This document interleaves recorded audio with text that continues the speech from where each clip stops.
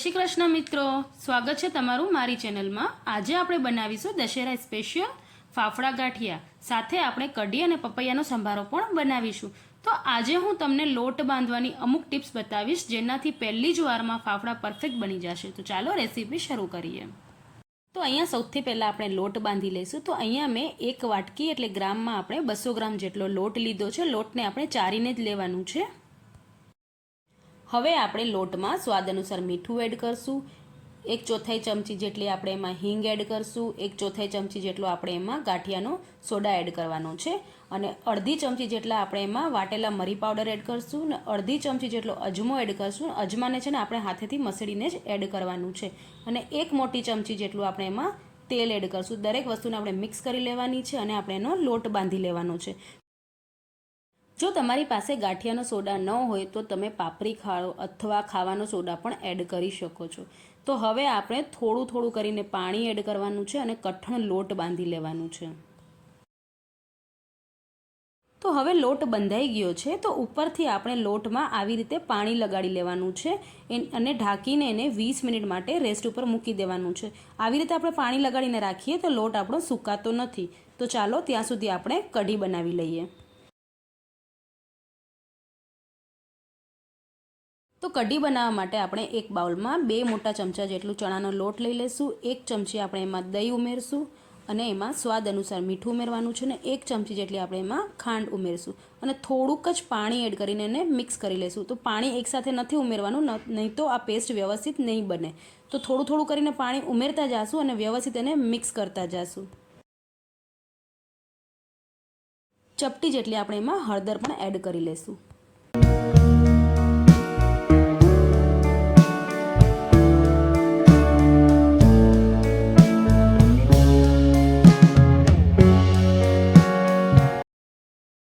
તો અહીંયા મેં થોડું થોડું કરીને 2 ગ્લાસ જેટલું પાણી એડ કર્યું છે। હવે આપણે કઢીનો વઘાર કરી લઈશું। તો અહીંયા આપણે 1 ચમચી જેટલું તેલ લેવાનું છે, એમાં આપણે રાઈ મૂકશું।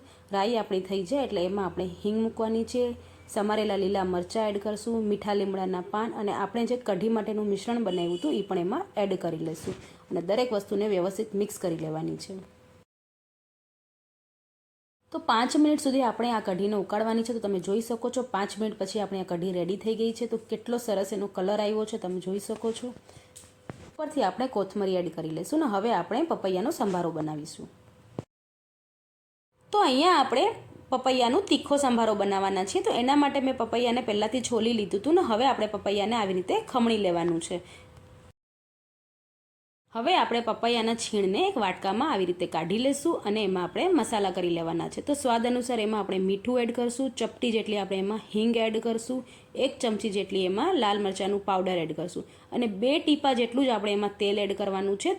તો તેલ એડ કરવાનું ઓપ્શનલ છે, પણ જો તમે તેલ એડ કરશો તો પપૈયામાંથી આપણે મીઠું નાખ્યું હોય એટલે પાણી છૂટે, એટલે પાણી ન છૂટે એટલે આપણે એમાં 2 ટીપા જેટલું તેલ એડ કરવાનું છે। તો આ આપણો પપૈયાનો સંભારો રેડી થઈ ગયું છે। હવે આપણે ગાંઠિયા ઉપર છાંટવા માટેનો મસાલો રેડી કરશું। તો એના માટે અહીંયા મેં 1 ચમચી જેટલું મરી પાવડર લીધું છે અને અડધી ચમચી જેટલી હિંગ લીધી છે।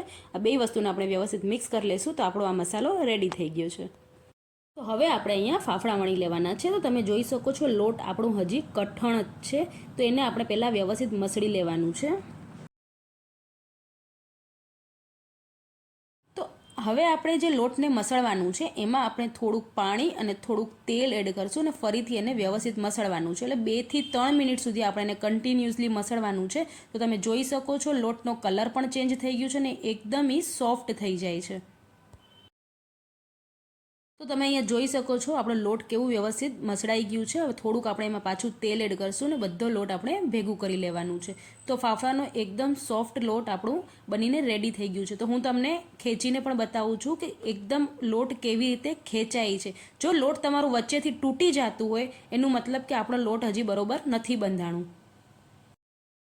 તો જો તમે બિલકુલ આવી જ રીતે લોટ બાંધશો તો પહેલી જ વખતમાં તમારાથી ગાંઠિયા એકદમ પરફેક્ટ રીતે બની જશે। તો ચાલો હવે આપણે ગાંઠિયા વણી લઈએ। તો હવે આપણે લોટનો આવી રીતે એક નાનકડો ગોયણું લઈ લેવાનું છે। આપણે આવી રીતે લાંબુ જ રાખવાનું છે અને હાથની મદદથી એને એકદમ આપણે ખેંચી લેવાનું છે। વધારાનો પાર્ટ જે જાડો પાર્ટ છે નીચેનો એને આપણે કાઢી લઈશું અને ચાકુની ધારથી આપણે આવી રીતે એને ખેંચી લઈશું એટલે આખે ફાફડું આપણે બનીને રેડી થઈ જશે। હું તમને ફરીથી એકવાર બતાવું છું, તમે જુઓ। તો બિલકુલ આવી જ રીતે હથેળીની વચમાંથી જ આપણે ગાંઠિયાને પાડવાના છે અને આવી રીતે આપણે કાઢી લઈશું તો એકદમ પરફેક્ટ આપણું આ ગાંઠિયો બનીને રેડી થઈ જશે.